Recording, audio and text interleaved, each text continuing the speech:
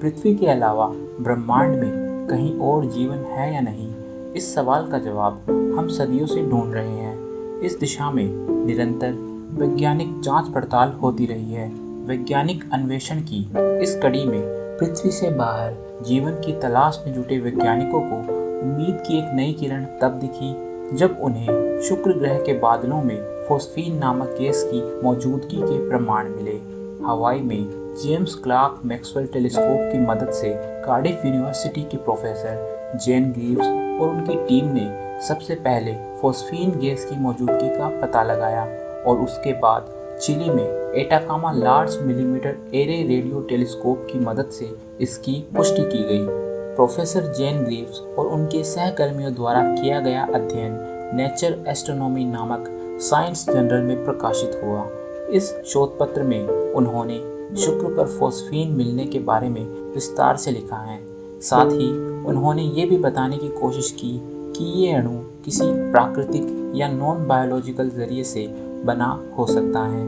Phosphine का मिलना असाधारण बात है। इस गैस की खोज के बाद यह अनुमान लगाया जा रहा है कि हो सकता है शुक्र ग्रह के एसिडिक बादलों में सूक्ष्म जीव पनप रहे हो। शुक्र पर 96% कार्बन डाइऑक्साइड मौजूद है और वहाँ लगातार सल्फ्यूरिक एसिड की बारिश होती रहती है। इसकी सतह का तापमान बहुत ही ज़्यादा, तकरीबन 480 डिग्री सेल्सियस, और सतह पर दबाव पृथ्वी से 90 गुना अधिक है। यहाँ जीवन खत्म कर देने वाली जहरीली गैसें वायुमंडल में मौजूद है और गर्म लावे की नदियाँ बहती हैं। शुक्र ग्रह को बाइबल में नर्क कहा गया है, मगर शुक्र हमेशा से ऐसा नहीं था।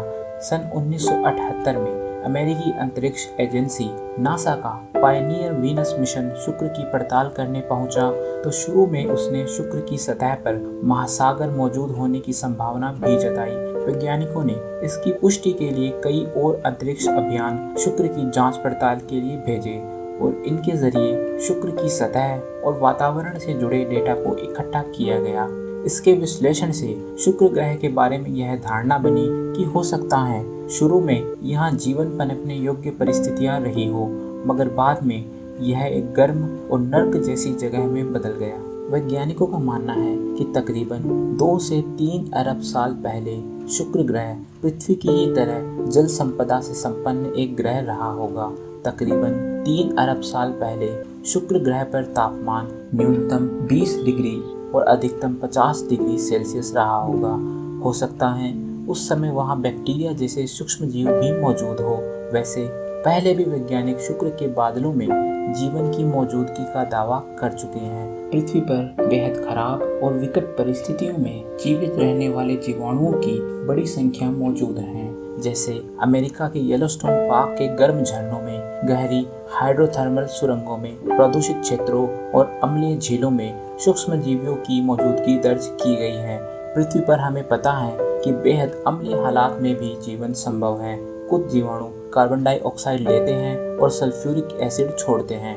शुक्र पर मौजूद घने बादल भी ज़्यादातर कार्बन डाइऑक्साइड और पानी की बूंदों से बने हैं और साथ ही उनमें सल्फ्यूरिक एसिड भी है। ऐसे में वहाँ जीवाणु मौजूद होने की संभावना से इनकार नहीं किया जा सकता। बैक्टीरिया जीवन का प्रमाण तो है, लेकिन वैज्ञानिक कहते हैं कि सिर्फ फोस्फीन गैस की मौजूदगी शुक्र ग्रह पर जीवन होने का 100% प्रमाण नहीं है। फोस्फीन गैस का महत्व इसलिए इतना अधिक है क्योंकि पृथ्वी पर इसका संबंध जीवन से है। इस गैस के एक अणु में 3 हाइड्रोजन परमाणुओं से घिरा फास्फोरस परमाणु होता है। पृथ्वी पर यह गैस औद्योगिक प्रक्रियाओं द्वारा निर्मित होती है। यह कुछ एनारोबिक बैक्टीरिया द्वारा भी निर्मित होती हैं, जो ऐसे वातावरण में रहते हैं जहां ऑक्सीजन की कमी हो, जैसे कि सीवर, लैंडफिल या दलदल। शुक्र ग्रह पर जीवित सूक्ष्म जीव हो सकते हैं, लेकिन शुक्र की सतह पर नहीं, बल्कि सतह से 50 किलोमीटर की ऊंचाई पर उसके बादलों में। शुक्र की सतह किसी भी जीवन के लिए अनुकूल नहीं है। फोस्फीन गैस जिन बादलों में मिली है वहाँ तापमान 30 डिग्री सेल्सियस था। प्रोफेसर जेन ग्रीव्स का कहना है कि शुक्र ग्रह के बारे में जो जानकारी उपलब्ध है उसके मुताबिक जितनी मात्रा में वहाँ फोस्फीन मिली है उससे अभी तक यह नहीं पता चल पाया है कि फोस्फीन का अजैविक जरिया क्या है। यानी अगर सूक्ष्म जीवाणु इस गैस का उत्सर्जन नहीं कर रहे हैं तो शुक्र ग्रह के बादलों में ये गैस इतनी अधिकता में क्यों है? सौरमंडल के दूसरे किसी भी ग्रह के मुकाबले शुक्र पर जीवन की संभावना कम समझी जाती है। शुक्र पर वायुमंडल की मोटी परत है जिसमें कार्बन डाइऑक्साइड की अधिकता है। यहाँ के वातावरण में ग्रीन हाउस गैसें भरी हुई है।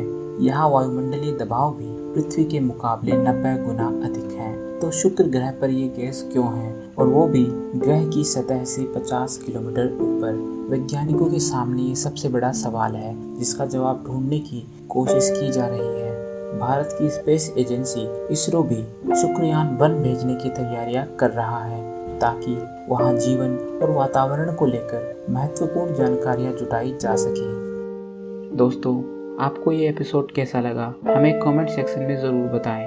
अगर आपने अभी तक हमारे चैनल को सब्सक्राइब नहीं किया है तो जल्दी से हमारे YouTube चैनल को सब्सक्राइब करें और साथ ही बेल आइकन भी दबाएं ताकि आगे आने वाली ऐसी और वीडियोस की नोटिफिकेशंस आपको मिल सके।